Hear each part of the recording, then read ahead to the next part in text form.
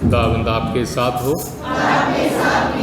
अंजील मुकद्दस संत लूकस के मुताबिक। संत लूकस की अंजील उसका 14 बाब, उसकी पहली आयत और 7 से 14 आयत तक।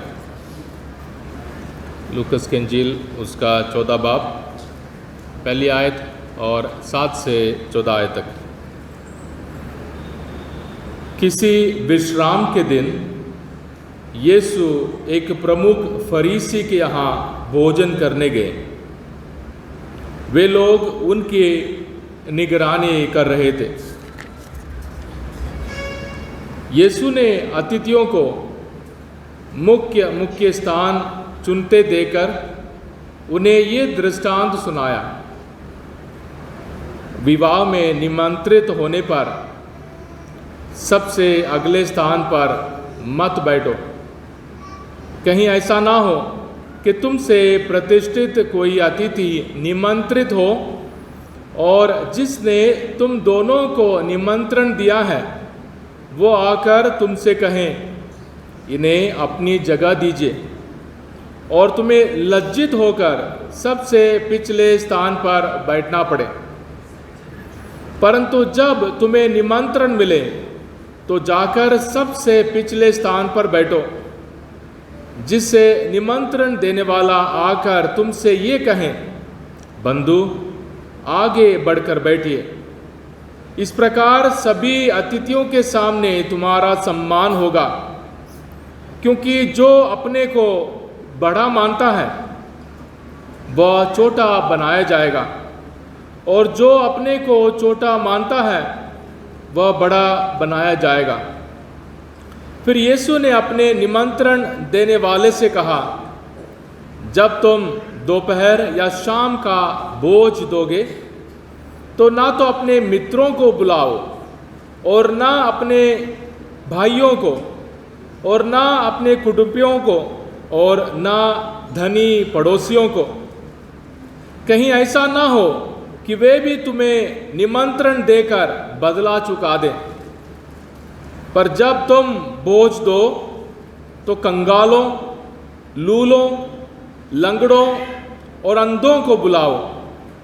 तुम धन्य होगे कि बदला चुकाने के लिए उनके पास कुछ नहीं है, क्योंकि धर्मियों के पुनरुत्थान के समय तुम्हारा बदला चुका दिया जाएगा। ये खुदा की पाक अंजील है।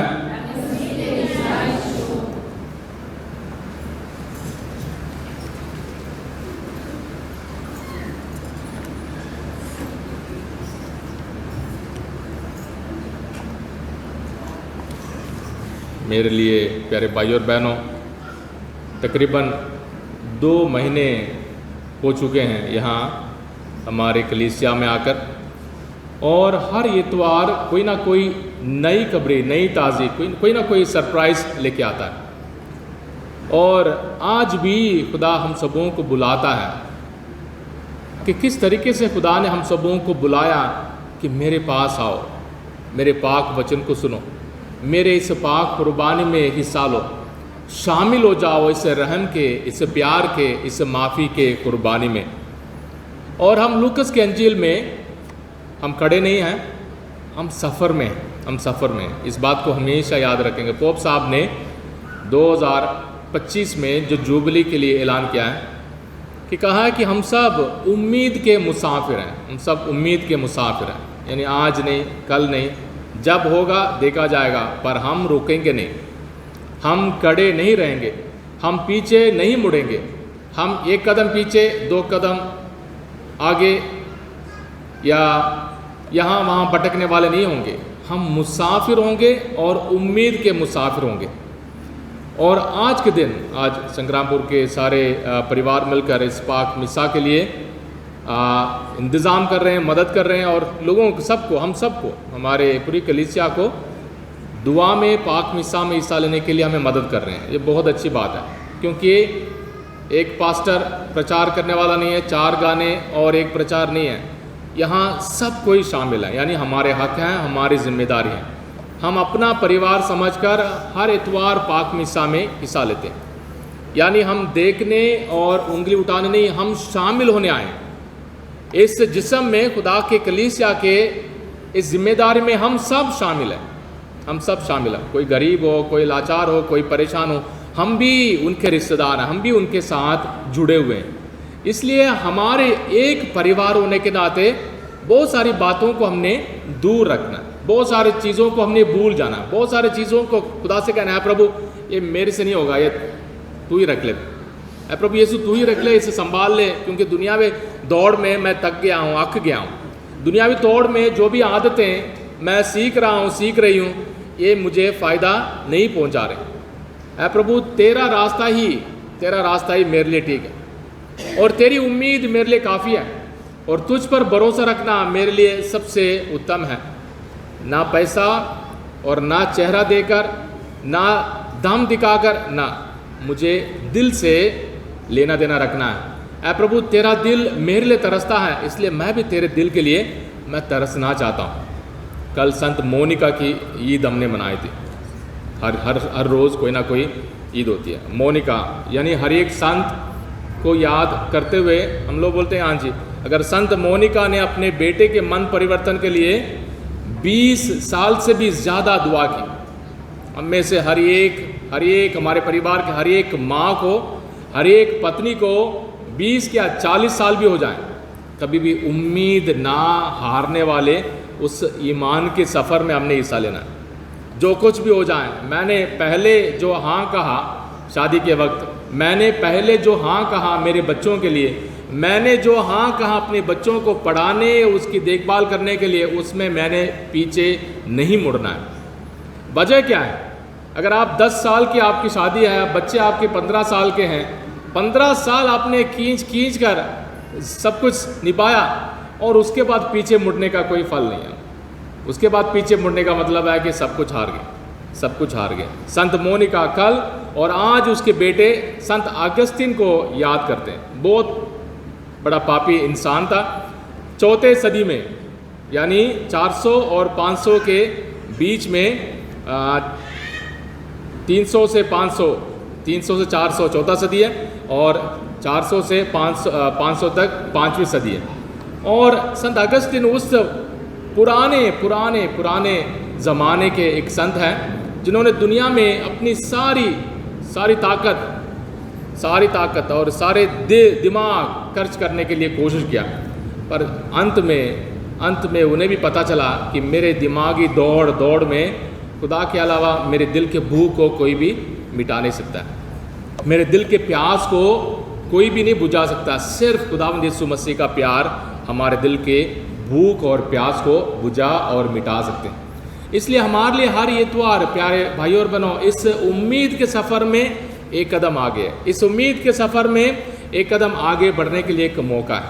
आज के पहले पाठ में हमेशा इस साल में पहला पाठ और अंजील मिलते जुलते हैं, और आज के पाक वचन में एक ही मुद्दा है। याद रखिए, पिछले इतवार को हमने बोला था शायद कैथोलिक लोग स्वर्ग में नहीं जाएंगे, मैंने ये बोला नहीं है, लोग बोलते हैं। मुझे नहीं मालूम है कि कौन जाएगा कौन नहीं जाएगा।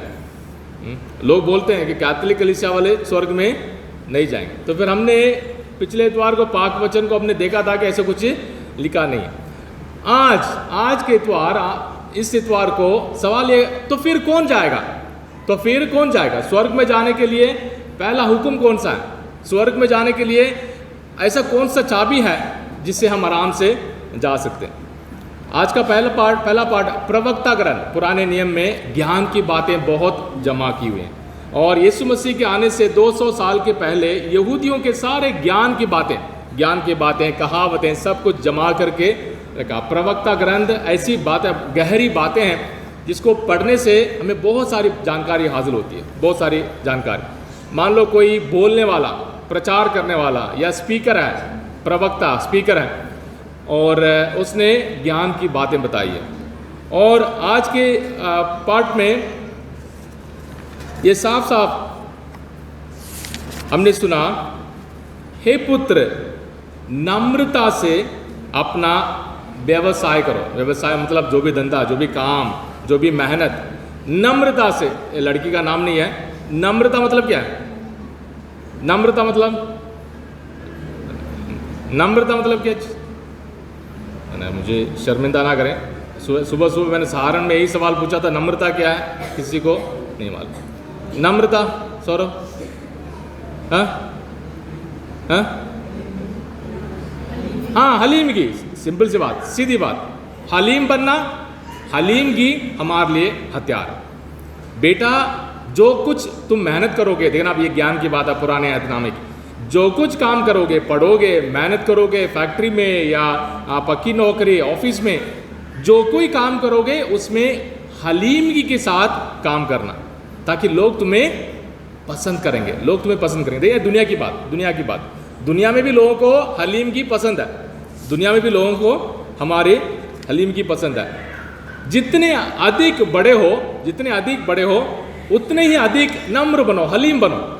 इस प्रकार तुम प्रभु के कृपा पात्र बन जाओगे। यानी हलीम होने से लोग भी पसंद करते हैं और खुदा को भी बहुत पसंद है, खुदा के भी पुत्र पुत्रियां हम कहलाएंगे।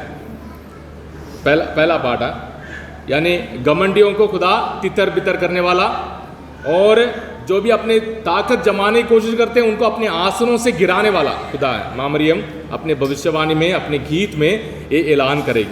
और आज के अंजील में खुदावंद हम सबों को ऐसे एक सबक देते हैं जो हमें सोच समझ कर अपनी ज़िंदगी में लागू करने के लिए वाकई लायक है और फ़ायदामंद है।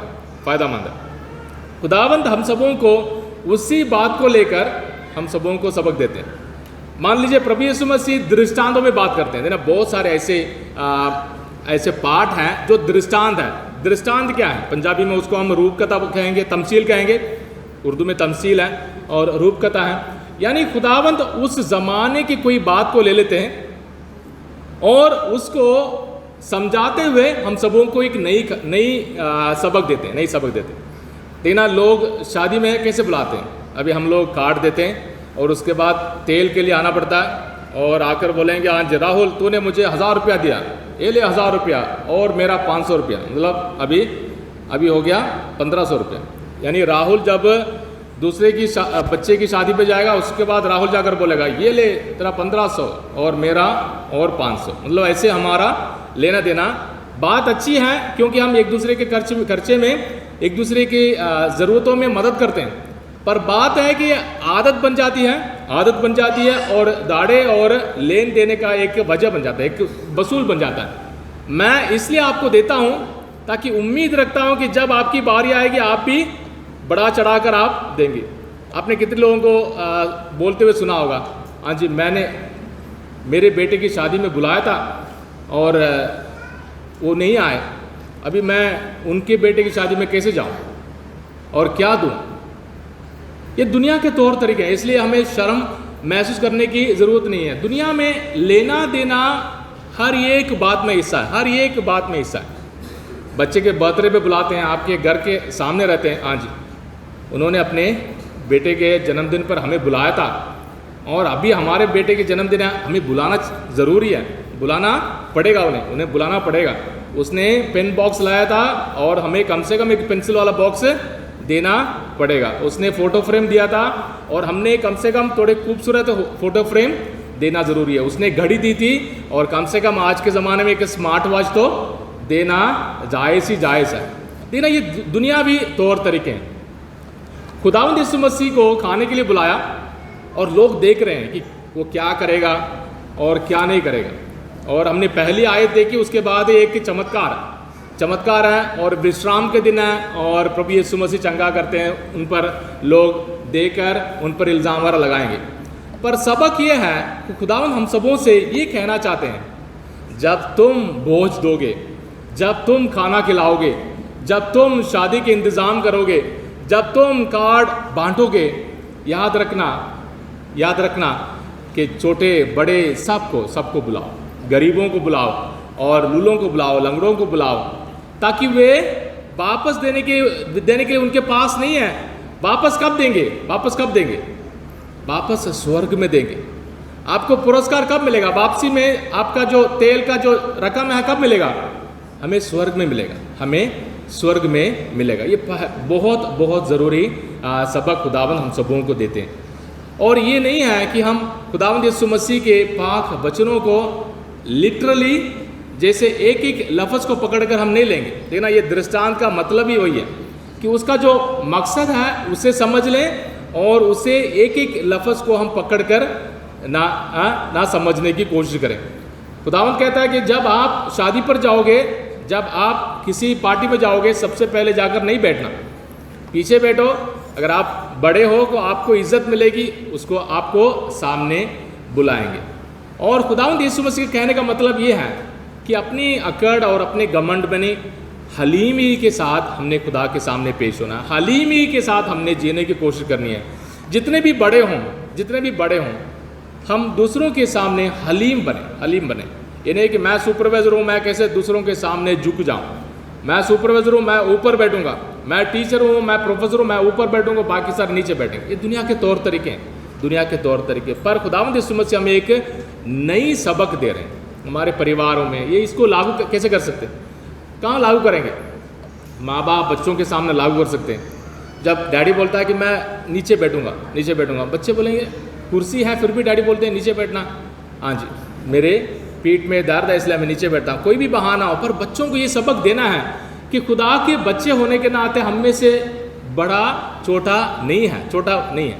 घर से ये बात शुरू होना ज़रूरी है। रिश्तेदारों के बीच में भी नहीं, हम सब प्यार से जुड़े हुए हैं। हम सब खून के रिश्ते में जुड़े हुए हैं। हम सबों का रिश्ता ईमान का रिश्ता है, प्यार का रिश्ता है। इसलिए कोई भी बड़ा ऊपर बैठने से, नीचे बैठने से हम कोई भी बड़ा छोटा नहीं होता। और हमारे खूबसूरती और हमारे जो पर्स है, हमारे ATM कार्ड है या बैंक अकाउंट है, उससे भी मायना नहीं रखता है।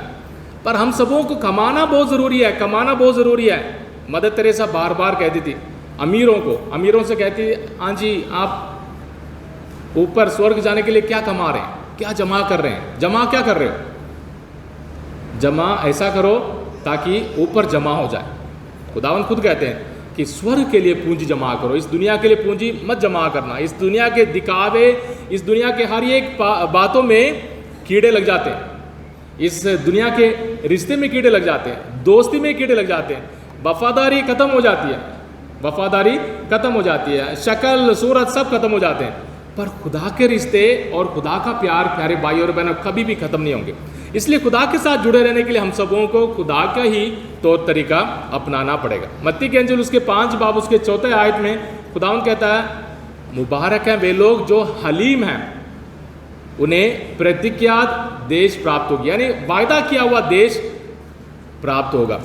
और मत्ती के अंजिल उसके 18 बाब में खुदावंद कहते हैं, स्वर्ग राज्य में बड़ा कौन है? इस दुनिया में बड़ा कौन है, स्वर्ग राज्य में बड़ा कौन है? फर्क इसलिए है कि इस दुनिया में आज जो बड़ा है कल बड़ा नहीं रहेगा। आज जो अमीर है कल कंगाल हो जाता है। आज जो तंदुरुस्त है कल शायद बीमार ही हो सकता है। पर स्वर्ग राज्य में जो बड़ा होगा हमेशा के लिए बड़ा होगा। स्वर्ग राज्य में बड़े होने के लिए हमें बच्चों के समान मासूम बनना है। अपने दिल में है, प्रभु मैंने तेरे इस महान खजाने को मैंने हासिल करना है। मैंने अपने दिल में, अपने परिवार में, अपने घर में वो खजाने हासिल करने हैं। हलीमगी वाले, माफ़ करने वाले, सब्र करने वाले, बर्दाश्त करने वाले और मुस्कुराने वाले ऐसे खजाने मैंने जमा करना है, ताकि मैं हमेशा की ज़िंदगी के लिए हमेशा तैयार रहूं। हमेशा की ज़िंदगी के लिए ऐ प्रभु तू मुझे बुला ले। तो खुदावंद हम सबों से कह रहा है, हलीम होना हमारे लिए एक पहला हुक्म है। किसके लिए? स्वर्ग में पहुंचने के लिए हलीम होना बहुत ज़रूरी है। फिलिपियों के नाम उसका 2 आयत में हम पढ़ेंगे, वाकई खुदा था, पर खुदा का बेटा होने के बावजूद ज़मीन पर आया और इंसान बना और एक गुलाम के समान लोगों की सेवा की। और उसके बाद क्या किया? और सलीब पर जान दिया। किसके लिए? प्यार की खातिर, हम सबों के लिए जान दी खुदावंद यीशु मसीह ने। तो खुदावंद यीशु मसीह का हम सबों के लिए हुक्म है, हलीमी के साथ जियो, हलीम बनो और खुदा तुम्हें ऊपर उठाएगा। खुदा तुम्हें हमेशा की ज़िंदगी देगा। खुदा तुम्हें उस हमेशा की ज़िंदगी में दाखिल होने के लिए लायक बनाएगा। लेकिन आज के ज़माने में हमें नहीं मालूम है कि कौन सही है कौन गलत है, और हम नहीं बोलेंगे कि हाँ जी वो सही नहीं है, वो बाइबल में नहीं लिखा है। हमारे लिए सब कुछ सही है, सुंदर है, और 4-5 लोग साथ में खड़े होकर गाना भी गाएं, थोड़ी बहुत भविष्यवाणी हो जाए, थोड़ा बहुत गैर जुबान में निकल जाएं, हम लोग सोचते हैं कि सब कुछ सही है, सब कुछ सही है। पर हम सबों को परखना ज़रूरी है। खुदावन हम सबों को मेरे लिए क्या हुक्म दे रहा है, सही बात कौन है, कौन सी है सही बात, जो वो बात सही है जो हमें दुख देता है या आसान रास्ता बताता है, हमें दुख देता है। सही रास्ता वो है जो हम सबों को तंग करता है, हम सबों को तंग करता है, हम सबों को बोलता है ना ना ना थोड़ा झुक जाओ, हम सबों से बोलता है हलीम हो जाओ, हम सबों से बोलता है बीवी को सब्र करो, हम सबों को बोलता है माफ़ करो, हम सबों को बोलता है नहीं आज नहीं लड़ना, कल लड़ लेना, लड़ना तो कल लड़ लो, कल तक सब कुछ ठीक हो जाएगा, कल तक सब कुछ ठीक हो जाएगा, समझ भी आ जाएगा तो लड़ाई नहीं होगी। हमारे घरों में प्रभु यीशु के नाम पर सब्र करना ज़रूरी है, माफ़ करना ज़रूरी है, बर्दाश्त करना ज़रूरी है। बर्दाश्त कैसे कर सकते हैं? जब थप्पड़ लगाने की मन करता है, आज नहीं कल लगाऊंगा, कल लगाऊंगी। माँ बच्चों को, बाप माँ को या माँ भाई बहनों को, हम सबों को याद रखना, आज मैंने माफ़ कर दिया, आज मैंने सब्र कर ली, कल मैंने सब कुछ मिला के मैंने थप्पड़ बजाना, कल तक हमें समझ में आ जाएगा, हमें पता भी चल जाएगा और हमें गुस्सा नहीं आएगा, हम हलीम हो जाएंगे। सब्र करना, बर्दाश्त करना, माफ़ करना, जितने भी बड़े पापी हों, जितने भी बड़े गुनाह किए हैं, जितने भी बड़ी हमारी बेइज्जती है, जितने भी बड़ी हमसे लूटा है, खुदा के नाम पर मैं तुम्हें माफ़ कर देता हूँ, माफ़ कर देती हूँ। क्योंकि हमसे लूटने से कोई बड़ा नहीं होगा, हमारी बेइज्जती करने से कोई बड़ा नहीं होगा, या हमारी इज्जत लूटने से कोई भी बड़ा नहीं होगा।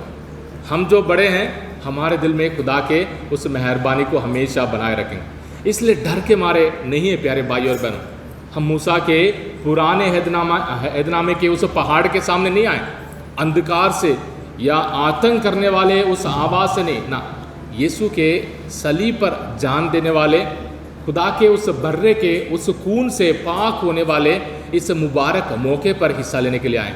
खुदावन आज के दिन इस पाक कुर्बानी के ज़रिए हम सबों को हलीम बनाए। जो कुछ भी हो जाए, जो कुछ भी हो जाए, मेरी जान भी निकल जाए, पर मैंने प्रभु यीशु मसीह के बातों के मुताबिक हलीम रहना है। मैंने छोटा बनना है, मैंने छोटा बनना है, मैंने बच्चों के समान मासूम बनना है। उसका मतलब ये नहीं कि हम बेवकूफ़ी करेंगे, ना ना, अपने काम को लेकर, जिम्मेदारी को लेकर हम ज़रूर वफादार रहेंगे, पर जब हमारे दिल की लड़ाई को लेकर हम किसी के सामने भी झुकेंगे नहीं।